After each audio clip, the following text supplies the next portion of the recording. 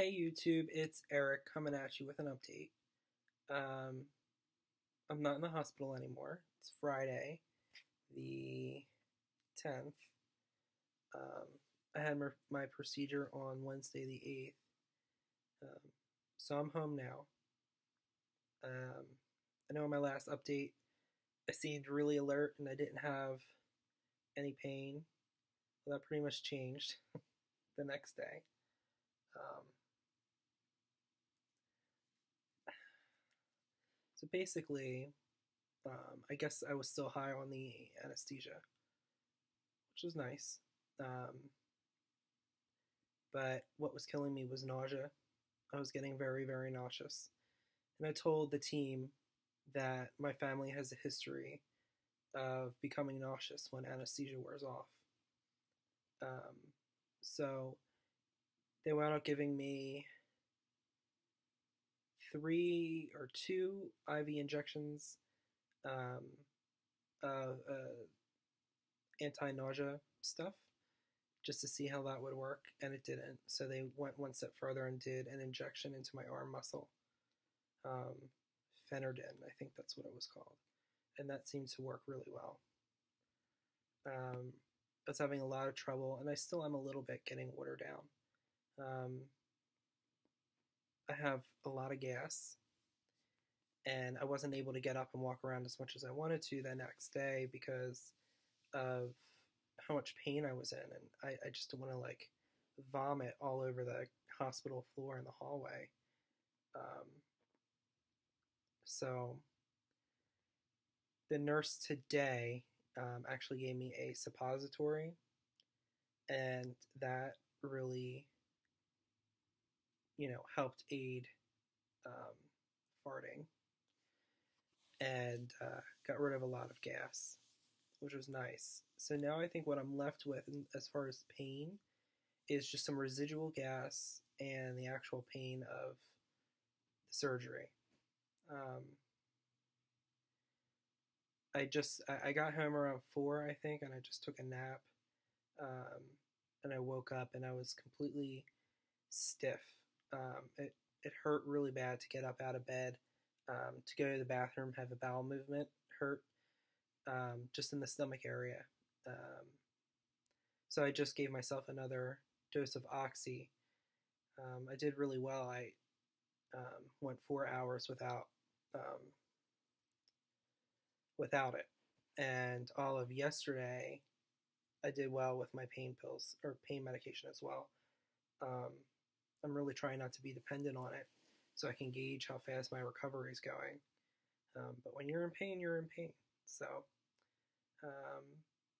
something else that happened, and I'm really sorry that I'm jumping all over the place. That's just how my brain is right now. The night of surgery, nurse came in and she told me that I needed to urinate. So I didn't want to get out of bed, so they gave me a looked like a pitcher with a cap on it. So I sat there for a good 10 minutes and nothing was coming out. I could tell that I had to go, but nothing was coming out. So she wound up putting a catheter in just to help me pass the urine out. Excuse me. And I had like 800 milliliters of urine. And by the way, the urine that comes out is like green. It's green urine. It was completely gross. But I'm happy to say I'm back to yellow urine.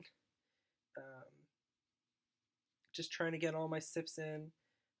Supposed to have 2 bottled waters worth of intake each day. Which I think I can do. I just have to get past. So whenever I drink anything and it goes down, I feel like the water is having a battle with the air that's in there, and I'll usually burp, or I'll get a pain. So it's been kind of rough trying to get water down. Been walking a lot this last day just to try and help push out any excess gas. And that's it. The team that I had at my hospital was absolutely phenomenal. They took such good care of me, and I couldn't be any more grateful for that team there. So, Dr. Ng at Bryn Mawr Hospital, your team's the best. I'm trying to think what else. For those who are going to be going through the surgery and you want people to visit you, you may not feel up to it. I had friends come and visit me. I knew the first day wasn't going to be best, but the second day, even the second day, all I wanted to do was rest my eyes. I really didn't want to talk to anybody. My phone was going off the hook, and I just didn't answer any text messages or voicemails. That's just me. I wanted to kind of stay isolated and work this out. When I felt bad for anyone that came and visited me because I was half asleep. One of the other things too that happened in the hospital, two things relating back to what I packed in my bag. My hospital, and I'm assuming it might be the same for a lot, would not allow me to plug my extension cord in. Say it's a fire hazard. So I guess you can try and bring it, but you might get scolded. And then the other thing is don't let them know you have gas X strips because they consider that medication and you're not supposed to be taking that on your own. I actually just wound up just taking it when I got home just to help instead of taking it in the hospital. Trying to think what else. We're already 7 minutes in. I think each day is getting better and better, and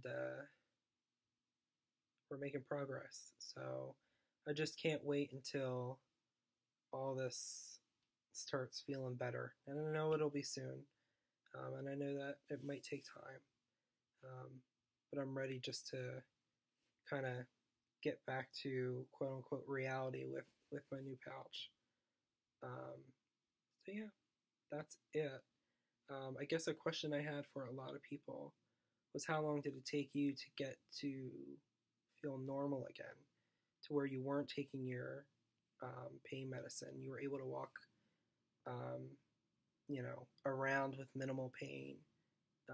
Just curious to know what everyone else has experienced. All right, that's it. I think I'm gonna end it here.